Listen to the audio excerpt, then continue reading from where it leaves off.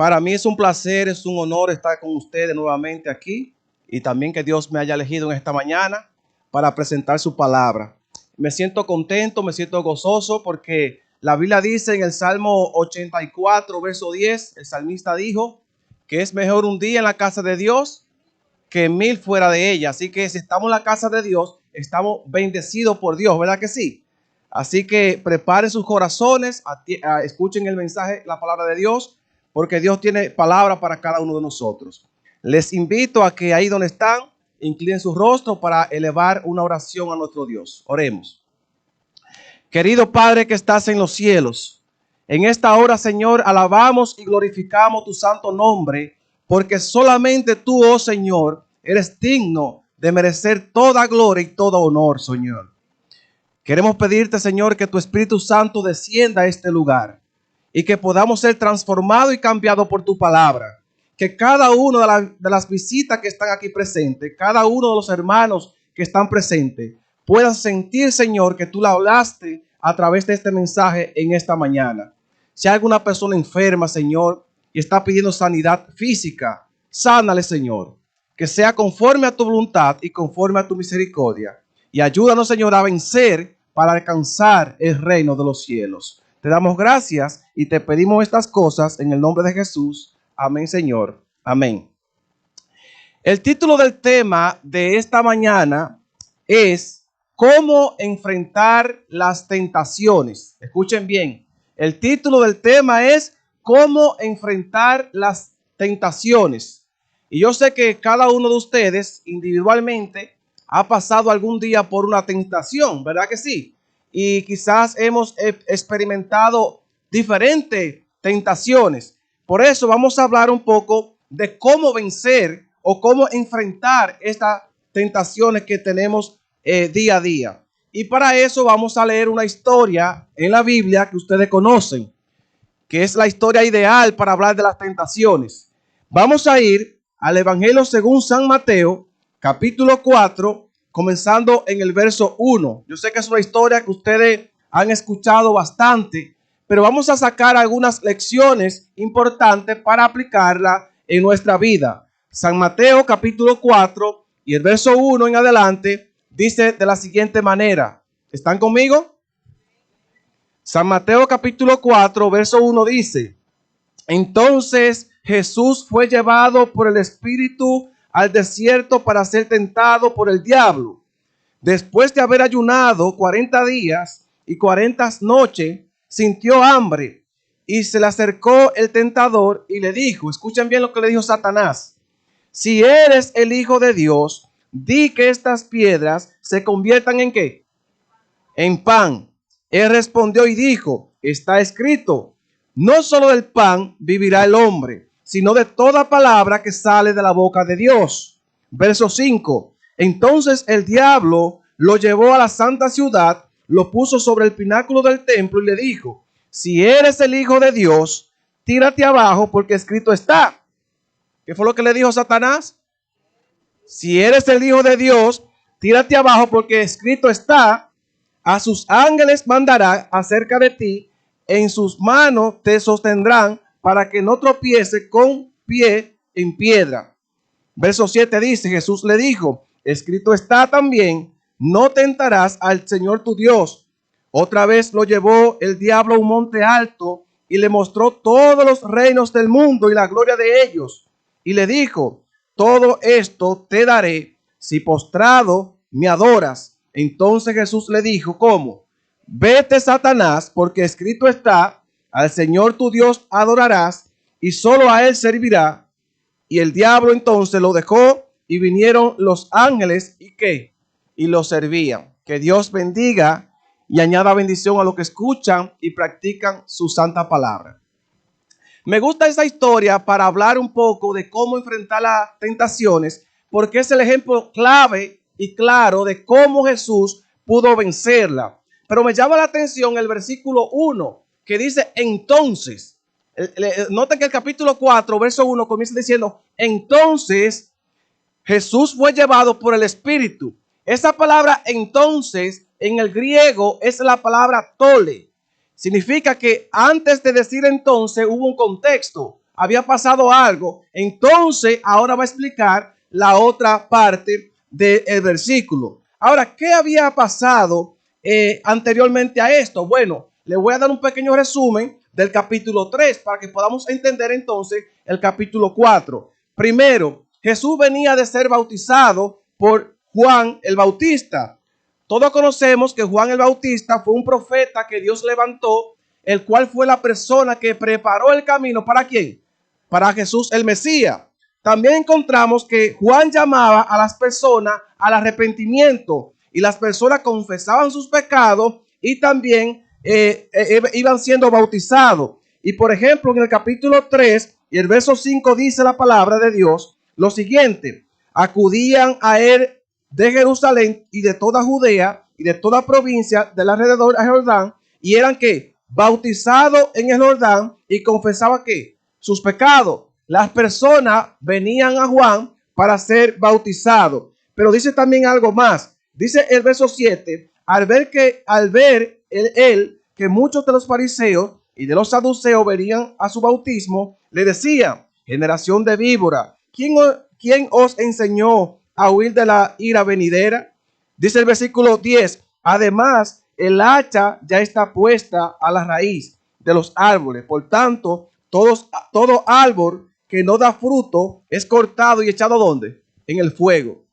El mensaje de Juan era un mensaje claro y radical. La palabra de Dios se había ya manifestado en él porque él era el precursor del Mesías, quien iba a llevar al Mesías para que pudiera expresar su mensaje como lo vimos en Jesús. Pero hay algo interesante. Juan, cuando predicaba, dice que él iba directo a las personas, le daba dos opciones: o te salva o te pierde. ¿Verdad que sí? Eran dos opciones: o te salva o te pierde. Será cortado o será levantado. Así, mis hermanos, cada uno de nosotros tiene dos opciones en la vida: o tú sigues al Señor y llegas a las mansiones celestiales, o tú te pierdes y serás lanzado al lago de fuego. Son dos opciones que tenemos. No hay una tercera opción. Por lo tanto, en esta mañana yo le invito a que tomemos la mejor decisión. Y la mejor decisión es servir a Cristo nuestro Señor. Que no seamos de esos árboles cortados, sino que seamos árboles que den fruto para gloria y honra de Dios, y podemos alcanzar entonces el reino de los cielos. Además de todo esto, aquí dice el versículo 10, repito nuevamente, que el hacha había sido puesta. O sea, ya no había tiempo, el tiempo se había terminado. Como hoy en día nosotros ya estamos en el último tiempo de este mundo. Ya el hacha está al cortar el árbol. Y nosotros debemos decidir si seremos cortados con esa hacha. Entonces, dice algo más. Dice aquí que en el versículo 17, lo siguiente. Perdón, en el capítulo 3, verso 17, dice aquí: y se oyó una voz, estoy hablando del bautismo de Jesús, y se oyó una voz que decía desde los cielos: este es mi Hijo amado, en quien tengo complacencia. Es decir, que ya Jesús se bautizó, Jesús del agua sube, y ahora el Espíritu Santo, dice la Biblia, que desciende en forma corporal como una paloma. Y yo no sé si ustedes se han preguntado el motivo del por qué dice la Biblia que el Espíritu Santo descendió como una paloma. Bueno, hay muchas teorías, pero hay algunas cosas que son bíblicas y son ciertas. Por ejemplo, en realidad el Espíritu Santo es símbolo de paloma por dos razones. Número uno, porque los rabinos de aquellos tiempos consideraban que el pueblo de Israel era guiado por el Espíritu Santo. Como fue el pueblo escogido por Dios, según Éxodo capítulo 4, verso 22, ahora ellos decían que ellos tenían el Espíritu Santo y que eran guiados por el Dios Altísimo. Y eso lo sabemos nosotros. La hermana White nos dice que directamente no fue como una paloma en sí, como literal, sino que fue una luz del cielo que descendió y que daba la impresión de que parecía una paloma. Pero había otra idea interesante del por qué el Espíritu Santo desciende como paloma. Y eso se traslada hasta la historia del diluvio. ¿Qué utilizó Noé después de utilizar el cuervo, que no hizo la obra misionera como se debía? ¿qué hizo Noé con la paloma? Dice la Biblia que le soltó la paloma. La paloma la primera vez salió y comenzó a dar vuelta en el arca porque no encontró dónde asentar sus pies. Pero luego dice la Biblia que la próxima vez que la envió, dice que la paloma fue ¿dónde?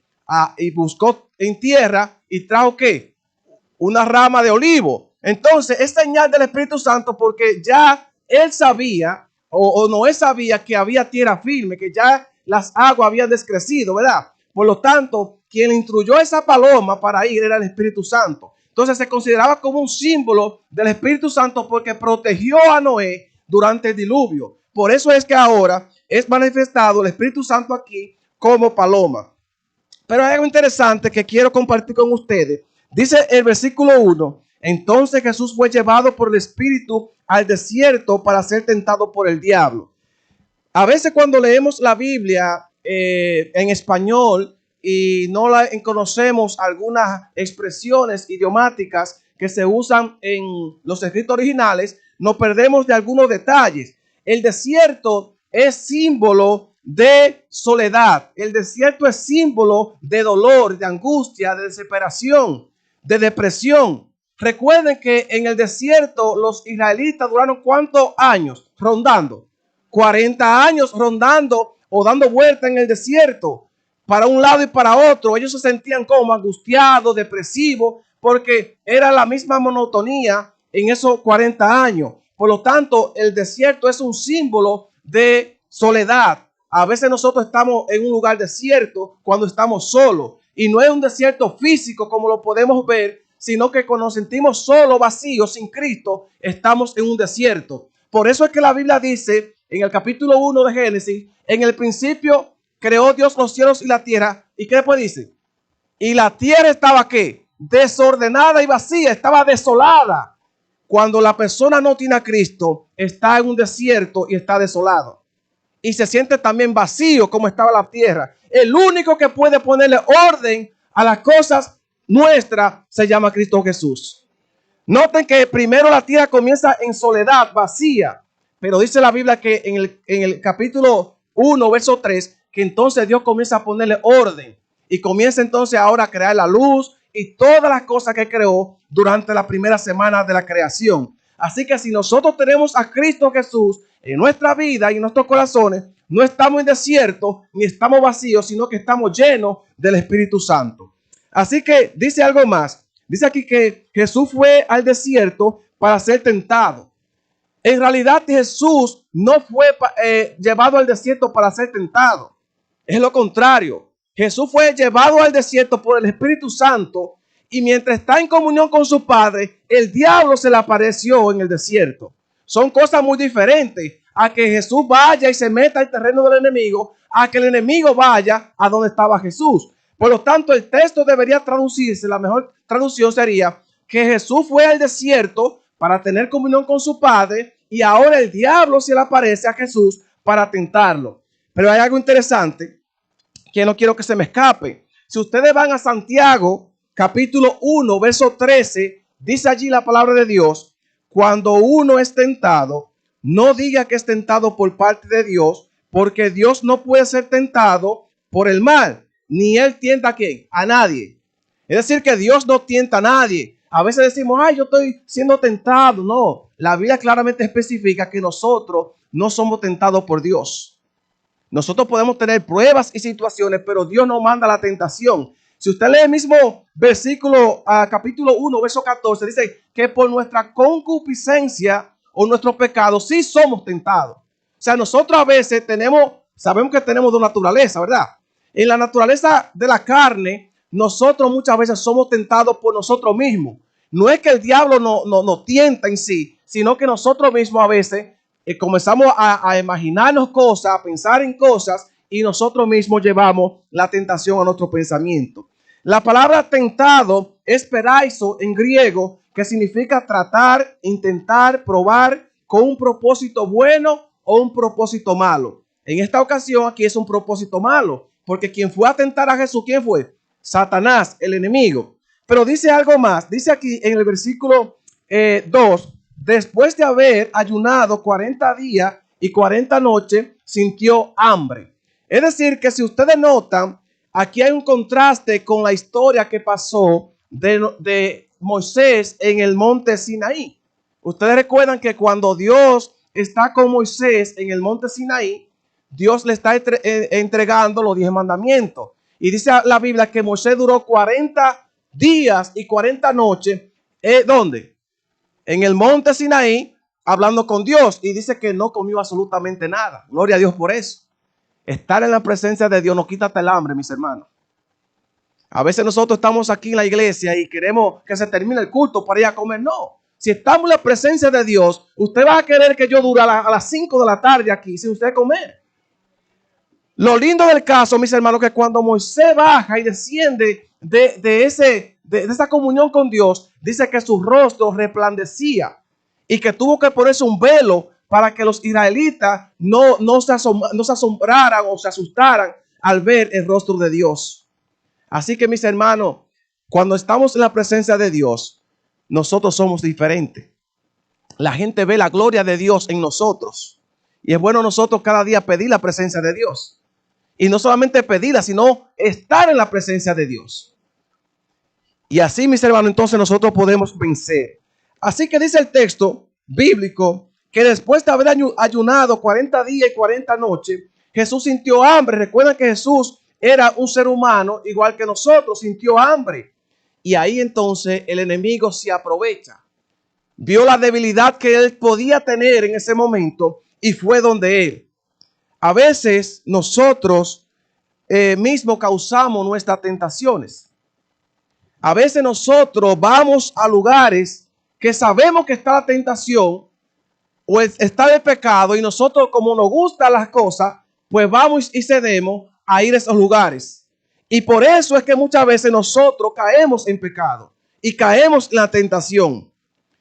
Yo he visto muchas personas de gran estatura, por así decirlo, que no pueden vencer ni siquiera una botella de alcohol.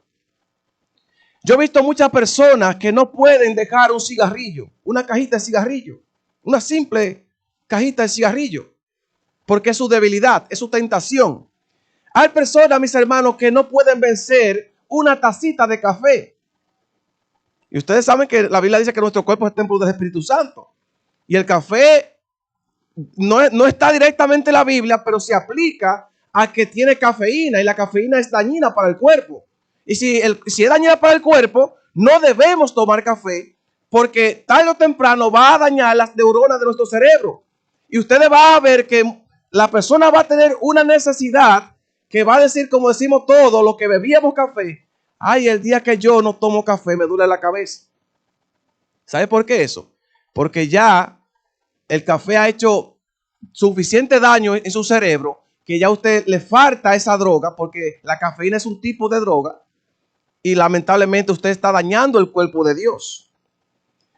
Hermanos, quien le habla en este momento ha pasado por muchas tentaciones en mi vida y por eso es que yo le puedo decir claramente que nosotros podemos vencer las tentaciones o podemos por lo menos enfrentarlas, aunque no las venzamos del todo, pero las podemos enfrentar. Y en esta mañana quiero ver algunos puntos de cómo enfrentar esas tentaciones que tenemos. Yo recuerdo que al inicio de yo bautizarme, por allá, por el año 2013, yo tuve varias tentaciones. Y una de las tentaciones mías que tuve al principio era que yo siempre me ha gustado jugar pelota. Desde niño me ha gustado la pelota, tanto el béisbol como el softball.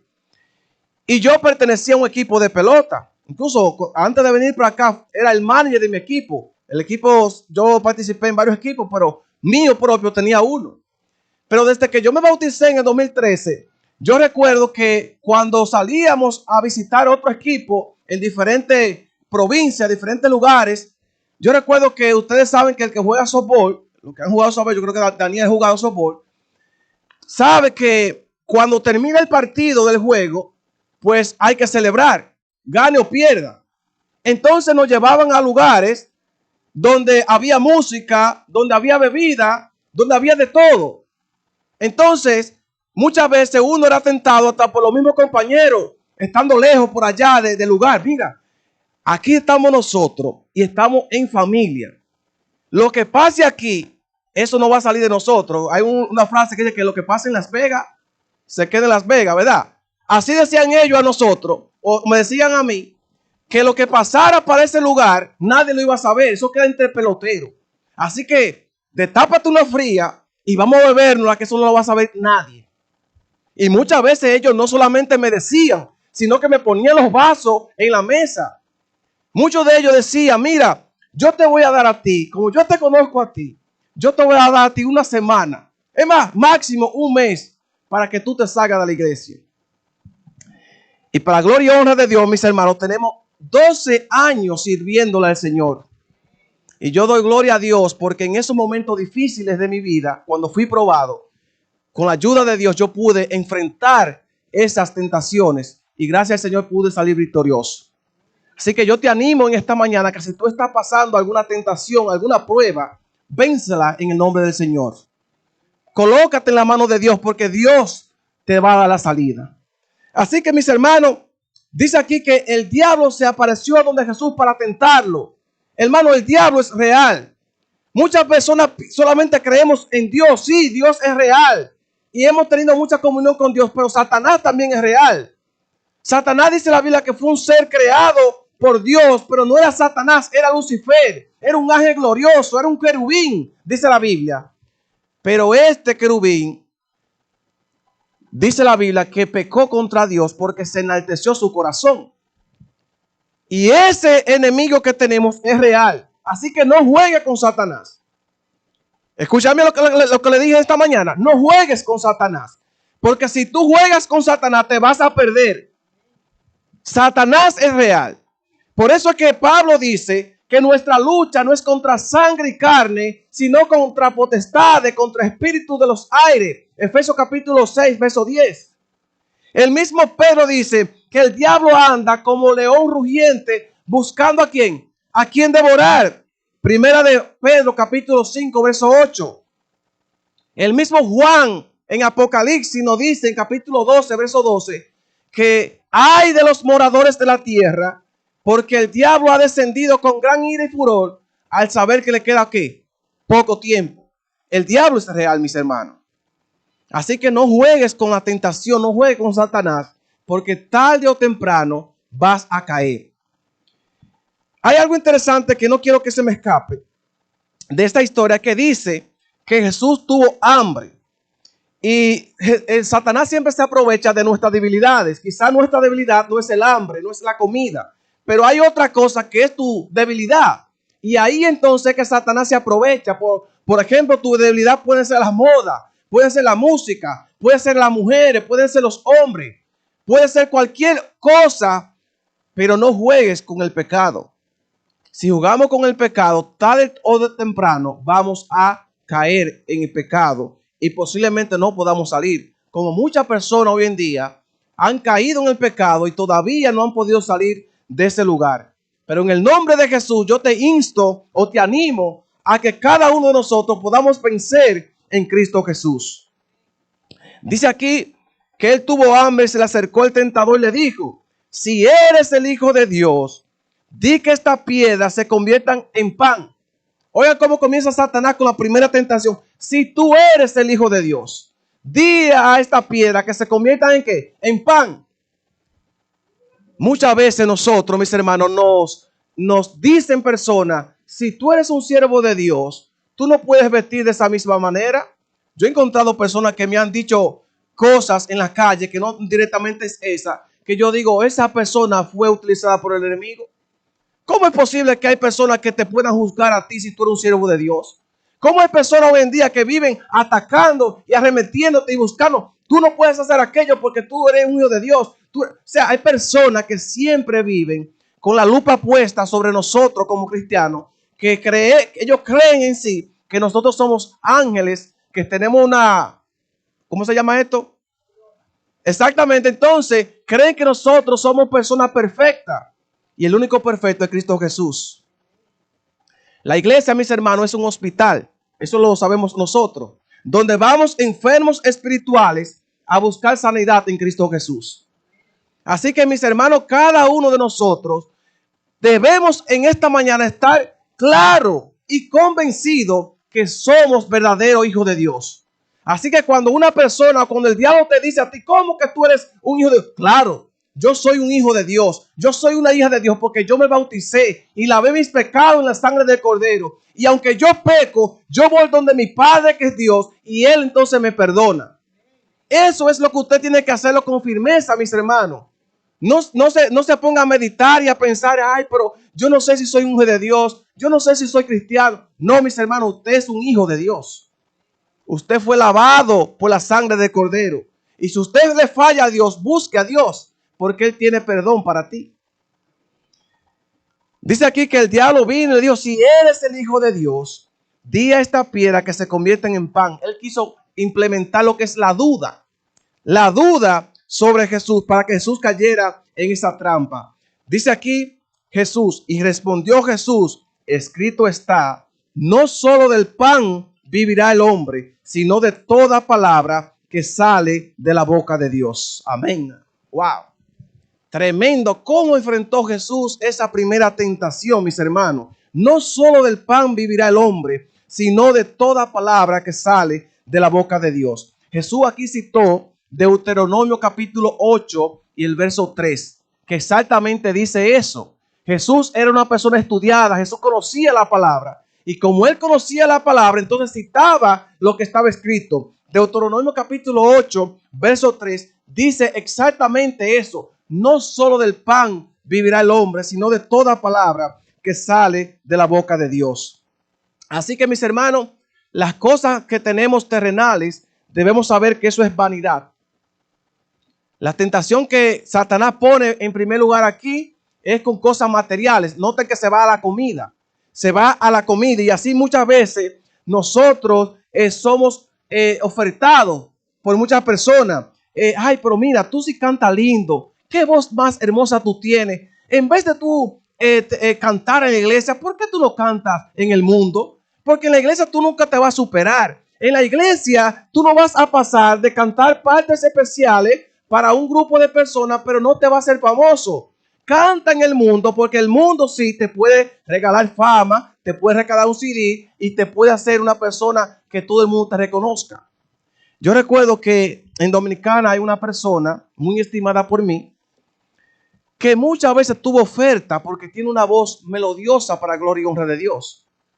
Incluso él es el que interpreta la canción El Último Suspiro, escrita por mí. Y yo recuerdo que al principio él me contaba y me decía a mí, hermano Yeuri, mira, yo tengo muchas ofertas de personas que eran amistades mías.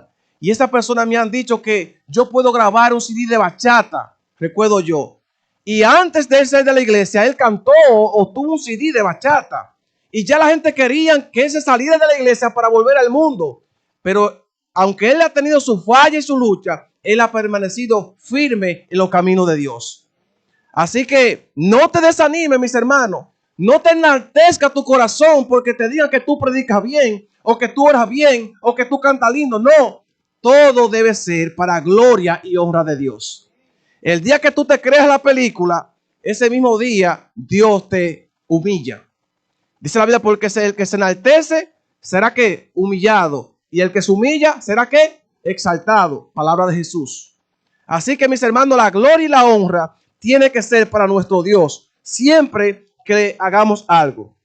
Ahora, Jesús dice algo también aquí interesante, que en el versículo 5, entonces el diablo lo llevó a la santa ciudad y lo puso sobre el pináculo del templo y le dijo, si eres el Hijo de Dios, tírate abajo, pues escrito está, a sus ángeles mandará acerca de ti y en sus manos te sostendrá para que no tropiece con tus pies en piedra.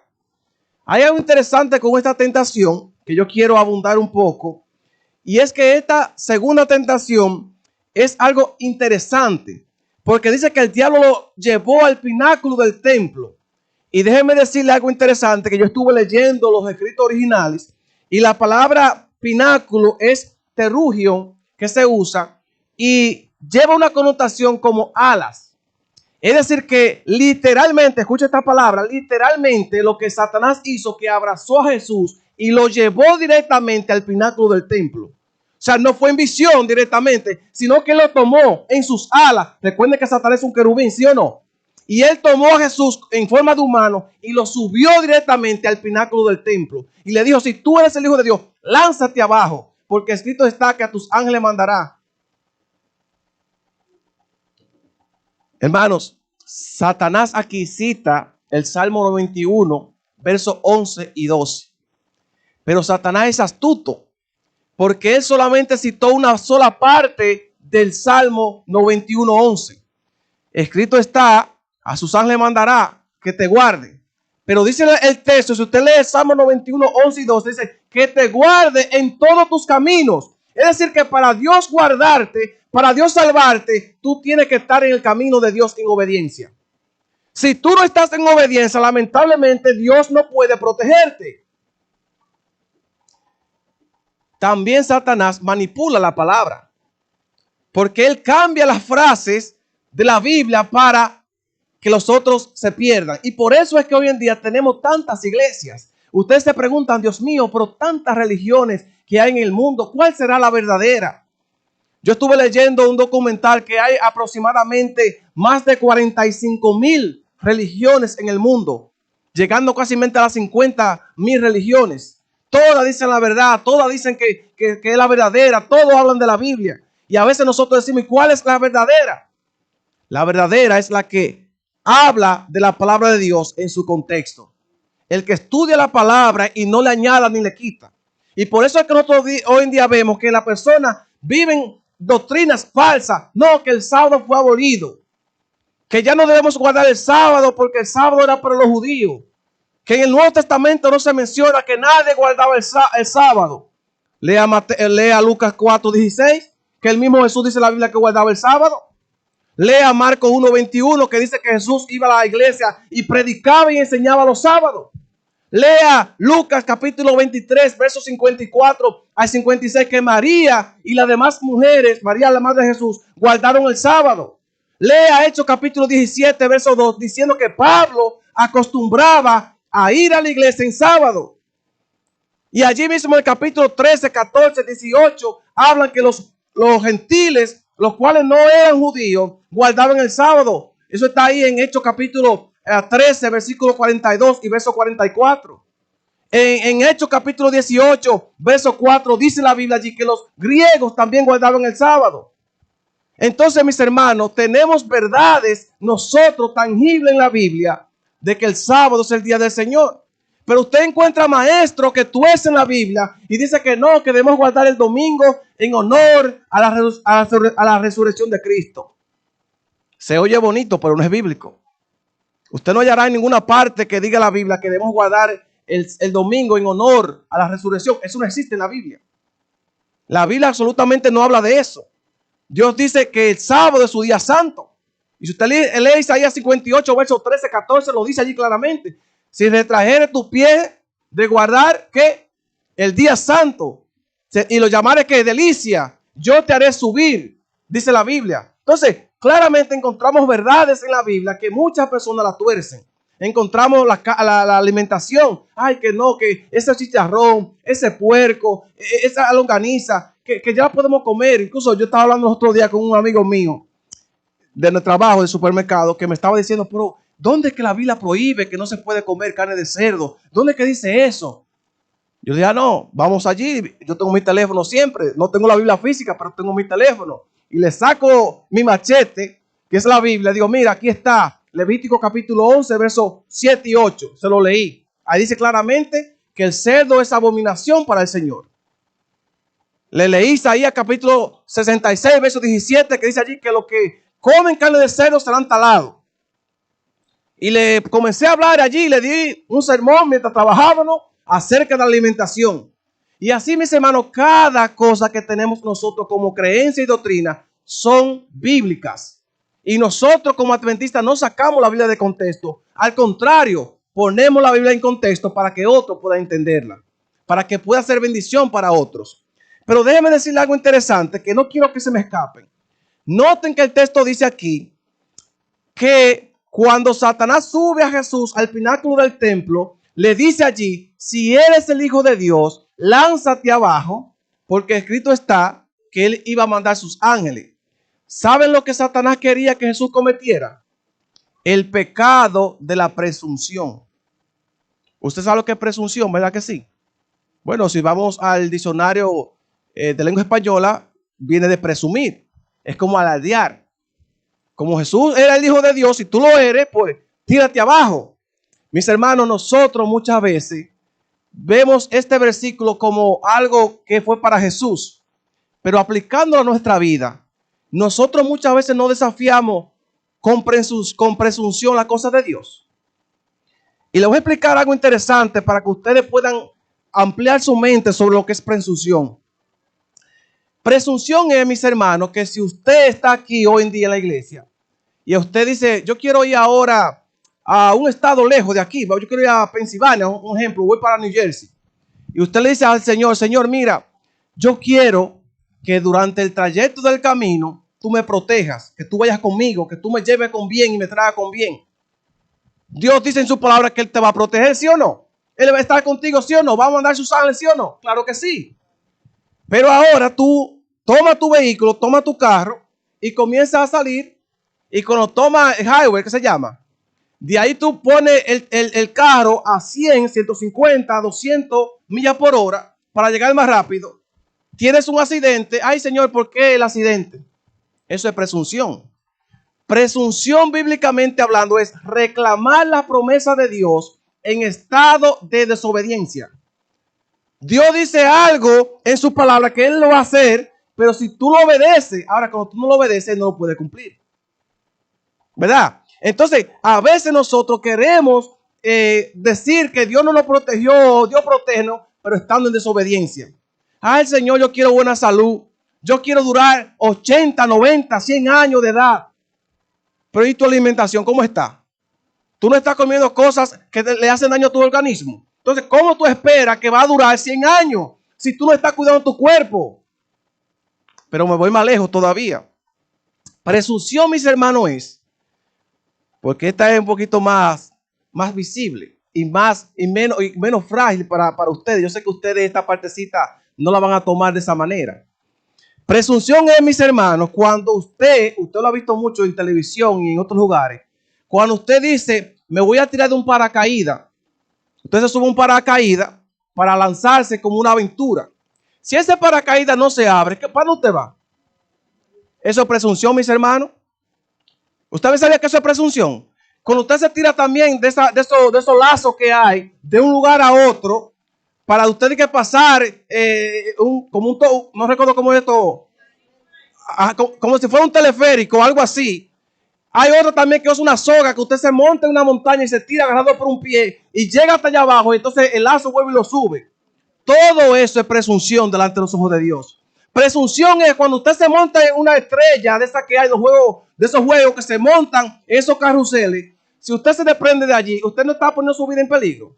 ¿Qué es presunción? Poner su vida en peligro. Eso es presunción, mis hermanos. A veces nosotros creemos que presunción solamente es algo sencillo. No, muchas veces con muchas cosas nosotros cometemos presunción. La vida, mis hermanos, es lo más valioso que usted tiene.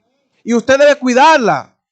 Por lo tanto, si debemos cuidar nuestra vida, usted tiene que tratar de por lo menos hasta salir poco o salir moderadamente, porque no estoy diciendo que usted no puede salir, moderadamente para cuidar su vida. Yo no les voy a decir del avión, porque a veces por necesidad viajamos a otros lugares. Yo no voy a mencionar eso. Es el único medio que tenemos que para viajar. No le voy a hablar de eso, porque quizás dirán ustedes, no, ya eso es fanatismo. Yo sé que no es presunción esa parte, porque nosotros viajamos por una necesidad o algo así, y es el único medio que podemos hacer. Pero si usted, por ejemplo, se monta en un barco de aventura, si usted no tiene necesidad, no es posible que usted se vaya para ciertos lugares, si no es necesario. A veces, mis hermanos, nosotros jugamos con nuestra vida, y a jugar con nuestra vida estamos jugando con nuestra salvación, porque cuando viene a ver su vida nos está bien delante de los ojos de Dios, y si usted se pierde, ¿para dónde usted va? Usted no se va a levantar el día de la resurrección.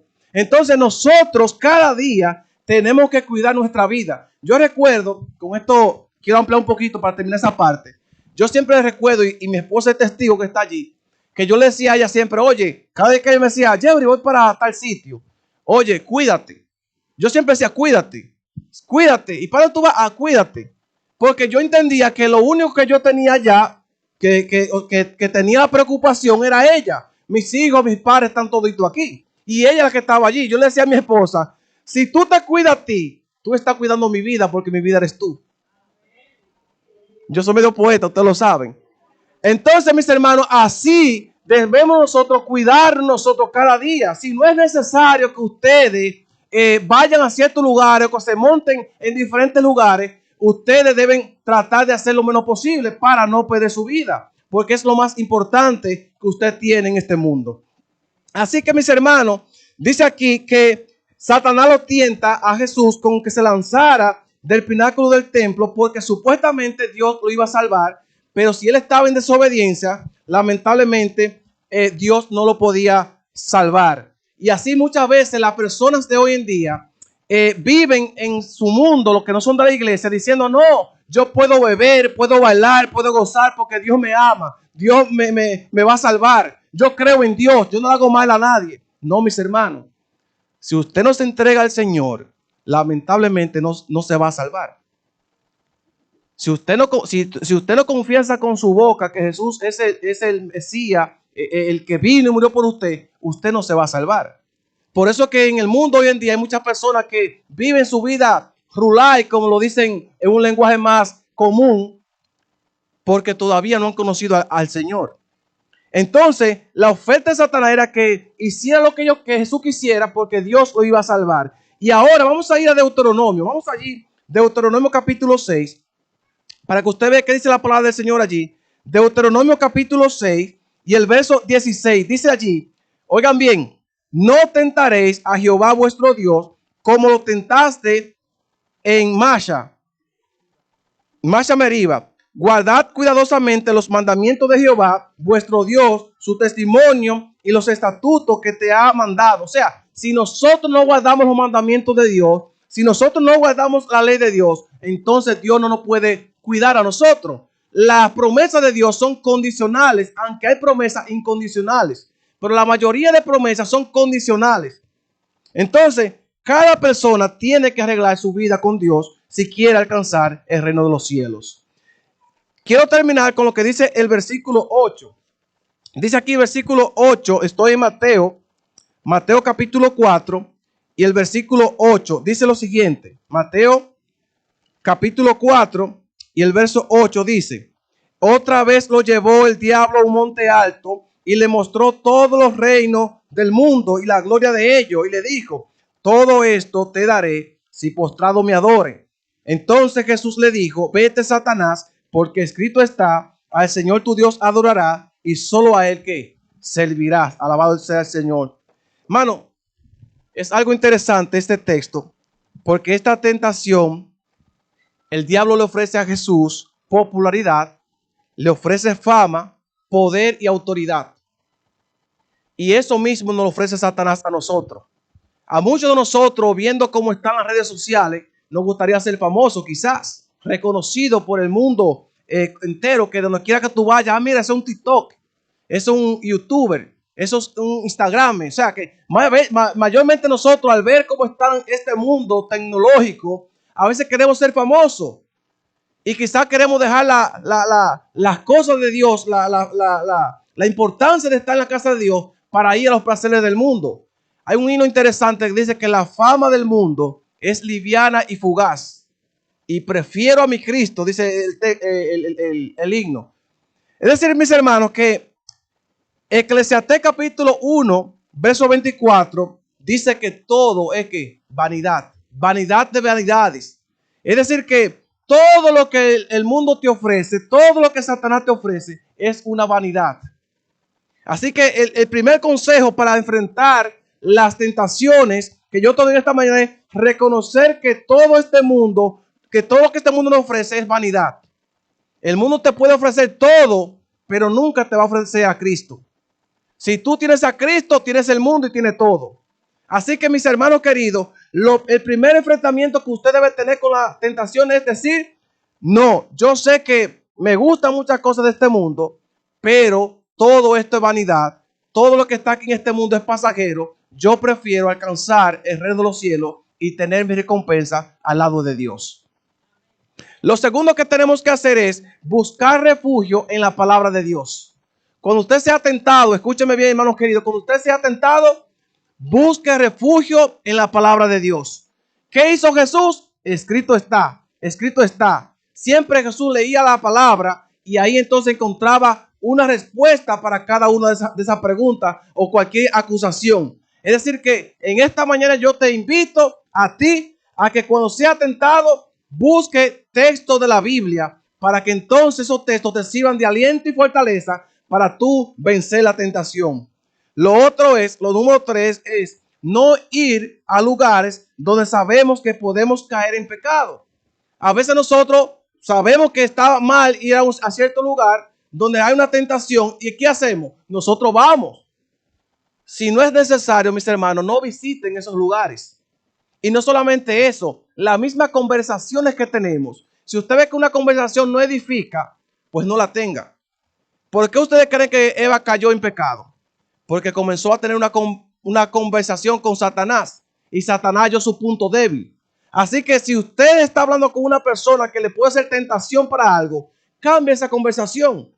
A veces tenemos hasta que bloquear algunos números de teléfono si nos van a hacer caer en pecado, o borrar cualquier persona del pasado, de Facebook, de cualquier red social, si usted no quiere caer en tentación.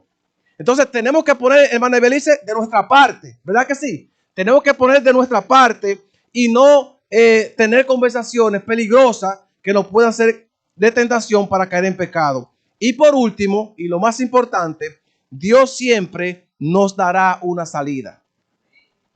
Recuerde que por más tentado que tú has sido o vas a hacer o estás haciendo, Dios siempre te dará ¿qué? Una salida. En 1 de Corintios, vamos allí, con esto termino. 1 de Corintios, capítulo 10 y el verso 13 dice lo siguiente. 1 de Corintios, capítulo 10, verso 13 dice: no os ha sobrevenido ninguna prueba o tentación que no sea humana. Oigan bien, todas las pruebas que tenemos nosotros no son pruebas de otro mundo, no son pruebas de ángeles o de otro tipo de magnitud, no, son pruebas terrenales, son de este mundo.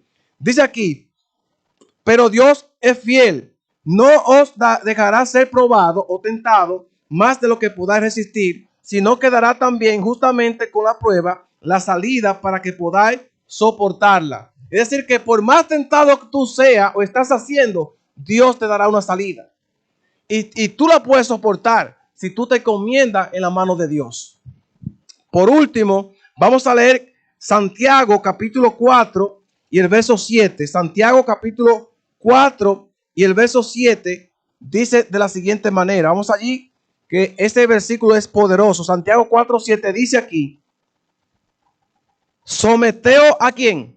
Someteos pues a Dios, resistid al diablo y él huirá de nosotros. Es decir, que si nosotros nos sometemos a Dios, ¿qué va a hacer Satanás? No vas a dejar solo, no va a salir corriendo. Como le dijo Jesús: vete, Satanás, porque solamente al Señor tu Dios le voy a servir. Entonces, cada vez que tengamos una tentación, tenemos que tomar en cuenta todos estos pasos. Primero, reconocer que todo lo que hay en el mundo es ¿qué? Vanidad. El mundo no me impresiona, porque las cosas que Dios me promete en su palabra son eternas y yo quiero alcanzar el reino de los cielos. Segundo, buscar refugio en la palabra de Dios. Lo tercero, no ir a lugares donde no debemos, ni tener conversaciones con quien no debemos. Y por último, Dios siempre nos dará la salida.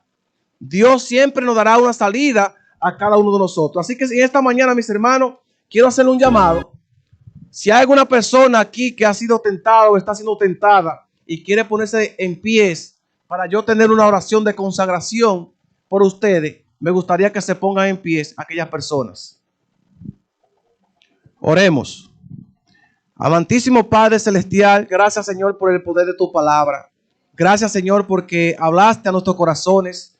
Gracias, Señor, porque pudimos compartir tu palabra y esa palabra que queden almacenadas en nuestro corazón y en nuestro pensamiento. Que cuando seamos tentados, Señor, podamos buscar refugio en tu palabra. Que podamos, Señor, buscar esos textos para reconfortarnos, para poder vencer esas tentaciones, Señor, que sufrimos a diario. Pero sobre todo, Señor, ayúdanos, Señor, a no tener conversaciones con personas que no edifican. Conversaciones, Señor, extrañas que quizás nos puedan alejar de tu presencia. Quita esas ideas preconcebidas de nuestro pensamiento y ayúdanos a vencer, porque Jesús venció, Señor, y en Jesús también podemos ser vencedores. Te quiero, Señor, también pedir de que siempre te mantenga a nuestro lado. Que tú envíes tus ángeles, Señor, para que nos arropen donde quiera que estemos. Y a donde quiera que vayamos, Señor, que los ángeles sean de escudo de protección para poder vencer en tu nombre. Te damos gracias, Señor, por cada visita, cada hermano, cada persona que no ha visto a través de las diferentes plataformas digitales. Bendícelo, Señor, a ellos. Bendícele a tu familia. Y sobre todo, Señor, que podamos permanecer en tu camino para poder alcanzar el reino de los cielos. Te damos gracias y te pedimos todas estas cosas en el nombre de Jesús. Amén, Señor. Amén. Gracias, mis hermanos, y muchas bendiciones.